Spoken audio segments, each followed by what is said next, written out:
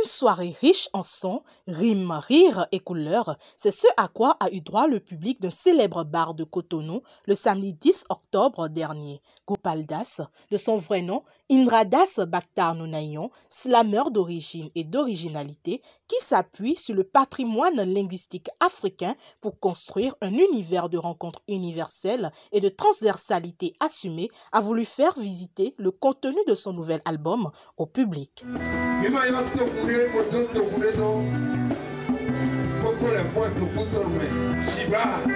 C'était à l'occasion d'une soirée dédicace. L'album Sassibé, le verlan du mot Gwessissa, était à l'honneur. Après Cotonou, le célèbre titre viral du ragbe, Sassibé se veut être une campagne de salubrité mentale, un chef-d'œuvre dans lequel se côtoient rime et humour, et en même temps une occasion pour faire la promotion de la langue Gon, une langue de la ville capitale, ville aux trois noms, Adjache, Rogbonu et Porto Novo. Nous tinto me rola de ben yoro Gwessissa. No viere Gopal takame dans son yoro Sassibé. Ndo ya de mado wa du to no me masoga gba kalaba. Afokpono de pepe mo du kul kati wa pono du gweta. O video me gono du anniversaire we ya en clog nu fata. Ntoga agaleto mo du manga eme mo ita imaga. Privilégiant l'acoustique et la tradition, les percussions et les rythmiques de ses racines jusqu'à celles inspirées du vaudou, le fils de la cité des Aïnonvi, reconnu pour sa singularité langagière et tonique, toute exploitée en langue gon, s'appuie sur les fondements multiples de ses racines oxygnan entre réflexion mémorielle, réinvention du langage et fables allégoriques. À quelqu'un qui fête son anniversaire, je peux aller soulever la mamelle de sa mère pour le déposer à cette ville. Mais je suis allé chercher le canon de Rogon, de Lyon Camblado et de la Fiti de la Comé. Je suis allé chercher les blancs de Comé. Je suis allé chercher tous les douaniers de la Conti. Je suis allé chercher les poissons de Grand Popo.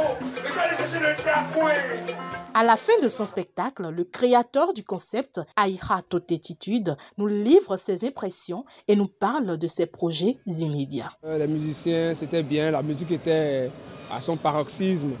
À la seule différence que j'ai trouvé que le public était un tout petit peu moins réticent à la danse, parce que rockbonto que je suis, j'aime qu'on danse beaucoup. Tout ce que je fais, je puise dans le patrimoine du Bénin, je puise dans le patrimoine à la fois matériel et immatériel. Et j'utilise la langue gongbe par excellence pour faire mon slam. Nos langues nationales sont réellement ce qui caractérise notre savoir. Et ça ne sert à rien de faire de la composition musicale dans la langue de l'autre tout le temps. Il faut intéresser les gens et interpeller leur conscience à partir de ce que l'on fait soi-même. Et donc on dit, je viens de sortir mon album il n'y a pas longtemps, cette année en 2020 là. Et donc ce soir c'est une soirée dédicace pour montrer quelques morceaux de l'album et en même temps faire une vente dédicace de l'album. Et donc nous avons un projet de faire cette même tournée-là un peu partout dans le Bénin. En attendant que le coronavirus nous permette de retrouver les scènes, on y va de façon petite parce qu'on demande aux gens de réserver. À cause des mesures barrières, on ne peut pas prendre beaucoup de personnes. Et donc nous sommes en train de travailler, il y a d'autres singles qui vont sortir très très bientôt. Il y a le festival Ragbe Taka qui va se tenir en novembre prochain. Et donc vous aurez toutes les informations sur toutes les plateformes de distribution de musique, d'information. Et aussi sur ma page Facebook Gopal Das le Slammer. Des assistants, des invités, amis et proches des personnalités publiques, des acteurs culturels et bien d'autres ont pris part à cet événement. Certains nous donnent leurs impressions et profitent pour passer quelques mots aux artistes de la nouvelle génération. Moi, en gros, j'ai beaucoup aimé le spectacle. J'ai beaucoup aimé cette délicatesse, toute cette tendresse et cette ingéniosité dans les mots, dans la façon de les dire et surtout dans la façon de les dire en langue. Et ça, c'est quelque chose que j'apprécie fortement. C'est aussi pour ça que je suis venue assister à ce spectacle et je n'ai pas été déçue. C'était très intéressant. J'aime bien sa façon de pouvoir vanter la culture béninoise. J'aime bien sa façon de pouvoir dire ce que beaucoup de gens se disent bas. Mais je me dis, c'est une nouvelle figure de style dans le monde culturel qu'il faut encourager et qu'il faut soutenir. S'il y a une chose peut-être que je peux dire aujourd'hui, c'est de vraiment mettre en avant ce que nous avons de chez nous, de trouver la façon d'avoir de l'imagination. D'avoir de l'imagination, d'ajouter une touche d'innovation à tout ce qui vient de chez nous, afin de mieux les faire connaître au monde entier. Et voilà. Personne ne peut mieux vous vendre que si ce n'est que vous-même. Et à plus forte raison, quand vous choisissez du moins d'être musicien, quand vous choisissez d'être homme de culture, quand vous choisissez d'être homme des médias, il vous appartient à vous-même de vous vendre le mieux. La façon dont vous devez vous vendre dépend de vous.